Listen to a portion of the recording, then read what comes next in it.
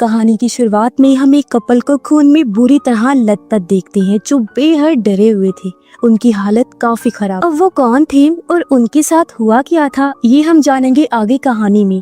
और अब ये सीन यहाँ से कट होकर आता है एक इवेंट पर, जो दरअसल डेविड नाम के एक लड़के का इवेंट होता है जो आज सिविल इंजीनियर बना है। इस इवेंट में नाडिया नाम की एक लड़की भी होती है जो डेविड की दोस्त, और इन दोनों की बातचीत से पता चलता है कि दोनों एक दूसरे से बेहद प्यार करते हैं और अपनी आगे की जिंदगी एक साथ गुजारना चाहते हैं। लेकिन डेविड ने अभी तक नाडिया को शादी के लिए कहा नहीं होता, क्योंकि वो किसी खास टाइम का इंतजार कर रहा था जो आज इवेंट की वजह से उसे मिल भी गया। यानी वो आज नाडिया को शादी के लिए प्रपोज करने वाला था। और फिर जिस होटल में दोनों होते हैं, डेविड नाडिया को उसके वॉशरूम में लेकर गया और सच में शादी के लिए प्रपोज कर देता है। अब हालांकि ये चीज काफी अजीब थी कि प्रपोज किया भी तो वॉशरूम में, जिससे हालांकि नाडिया को भी बुरा लगा, लेकिन क्योंकि वो डेविड से प्यार करती है इसीलिए शादी के लिए हाँ बोल देती है। जिसके बाद सीधा अब हम 1.5 साल के बाद का टाइम देखते हैं, जहाँ दोनों ने शादी तो कर ली थी लेकिन अब उनका रिश्ता थोड़ा सा खराब हो गया। शायद इस वजह से कि अब वो साथ रहते हैं। दूर थी तो सब ठीक था, लेकिन असल चीज तब पता चलती है जब हम किसी के साथ रहते हैं। दोनों ने भी अब छोटी छोटी बातों पर लड़ना शुरू कर दिया था, जिस वजह से वो एक दूसरे से दूर होते जा रहे। अब इसी दौरान नाडिया को पता चलता है कि वो माँ बनने वाली है, लेकिन वो डेविड को लेकर अभी श्योर नहीं होती कि उसके साथ मुझे रहना भी है या नहीं। इसलिए वो उसको अपनी प्रेगनेंसी के बारे में ना बताने का फैसला करती है। वो इस बारे में अपने पड़ोसी टॉमस से मशवरा लेती है, जो उसको वही मशवरा देता है जो एक आम समझदार इंसान देता है। वो बोलता है कि डेविड बुरा इंसान नहीं है, तुम जल्दबाजी कर रही हो, तुम्हें उसको अभी और मौके देने चाहिए। जिसके बाद हम डेविड को देखते हैं जहाँ वो नाडिया के साथ टाइम गुजारने के लिए घूमने जाने का प्लान बनाता है और उसे बर्फीले पहाड़ों पर हाइकिंग के लिए चलने का कहता है। तब खुशी खुशी नाडिया भी मान जाती है, जिसके अगले ही दिन दोनों अपने सफर पर निकल जाते हैं। इनका एक डॉग भी था जिसे भी वो अपने साथ ले जा रही। दोनों पेट्रोल भरवाने के लिए एक फ्यूल स्टेशन पर जाते हैं, जहाँ उनकी मुलाकात कुछ आदमियों से होती है जो काफी अजीब से थे, और वो इस कदर अजीब थे कि उन्होंने अपनी कार के अंदर ही एक रेंडियर को मार के रखा हुआ था। अब इस चीज से डेविड और नाडिया का कोई लेना देना तो नहीं था, लेकिन है ये चीज अजीब।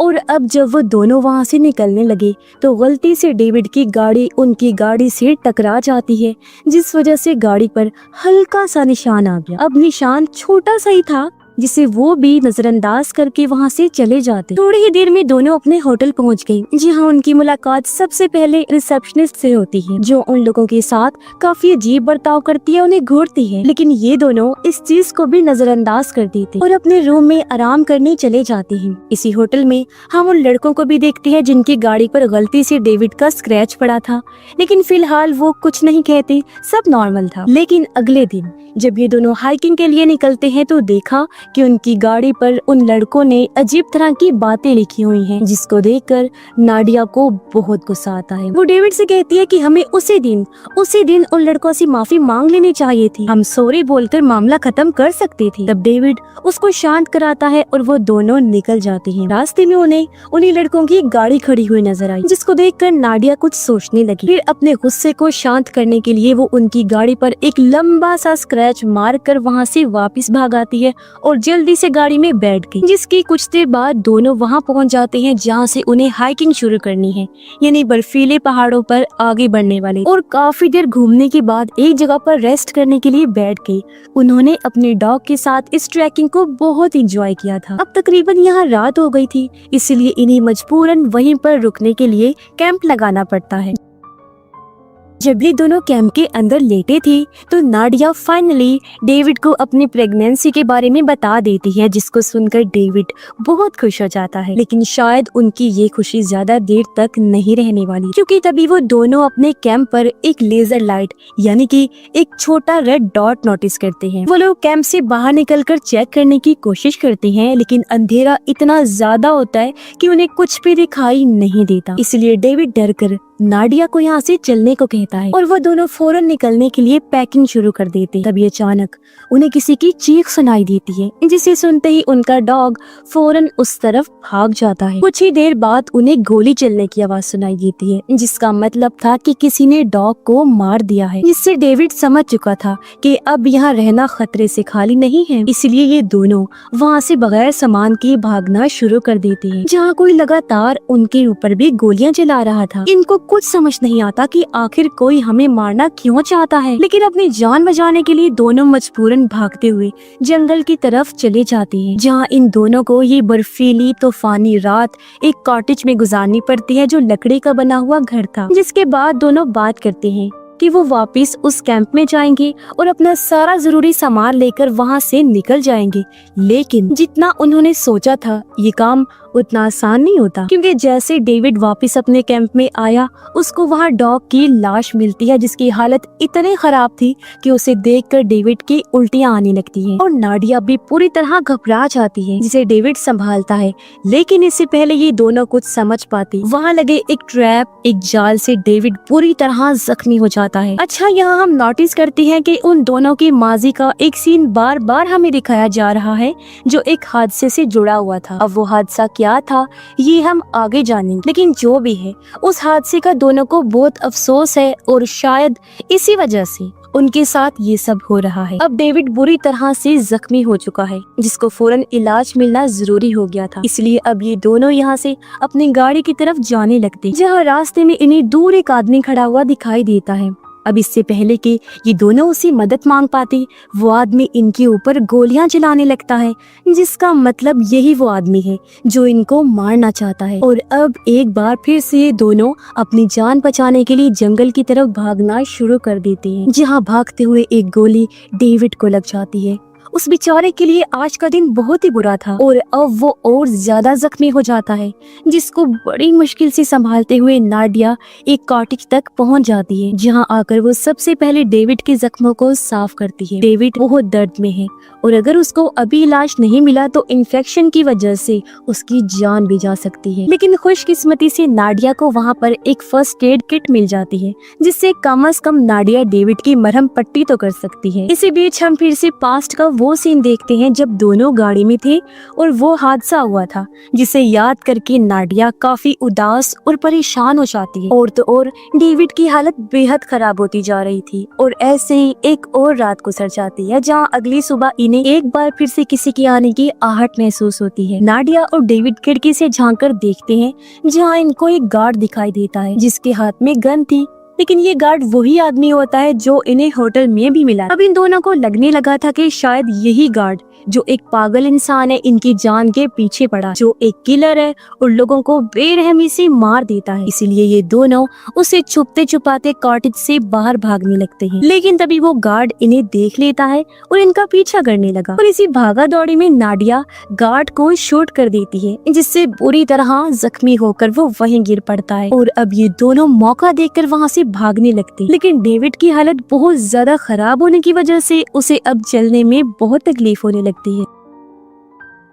अब आगे इन्हें जो कुछ भी करना था वो बहुत सोच समझ के करना था। दोनों आपस में बात कर ही रहे होते हैं कि तभी वहाँ पर एक आदमी माउंटेन बाइक लेकर पहुँच जाता है, जिसके हाथ में भी गन थी और अब वो जबरदस्ती नाडिया को गन पॉइंट पर लेने की कोशिश करता है। लेकिन डेविड पीछे से आकर उस पर हमला करके जख्मी कर देता है, जिसके बाद ये दोनों उसकी माउंटेन बाइक लेकर वहाँ से भाग जाते हैं। वो सीधा अपने होटल पहुँचते हैं, जहाँ होटल मालिक से मदद मांगने लगे, लेकिन वो उनकी मदद करने की बजाय उल्टा उनको ही बंद कर देता है। जिस रूम में नाडिया और डेविड बंद होते हैं वहाँ पर उनकी बहुत सारी पुरानी तस्वीरें लगी हुई। ऐसा लगता है जैसे कोई कई महीनों से इन लोगों पर नजर रखे हुए है। और सिर्फ इतना ही नहीं, इन तस्वीरों के बीच एक बच्चे की फोटो भी लगी होती है और यही फोटो वो लिंक है, वो कनेक्शन है जिस वजह से डेविड और नाडिया आज इस खराब सूरत हाल में फंसे हुए हैं। और अब यहाँ खुलने वाला है इस मूवी का सबसे बड़ा राज। हम जान पाते हैं कि आखिर क्यों कोई डेविड और नाडिया की जान के पीछे पड़ा है। अब पास्ट का वो हादसे वाला सीन जो बार बार दिखाया जा रहा था, वो दरअसल तब का टाइम था जब डेविड ने नाडिया को शादी के लिए प्रपोज किया था। तब ये दोनों अपनी कार से उस लम्हे को एंजॉय करने जा रही थी, जहाँ डेविड का ध्यान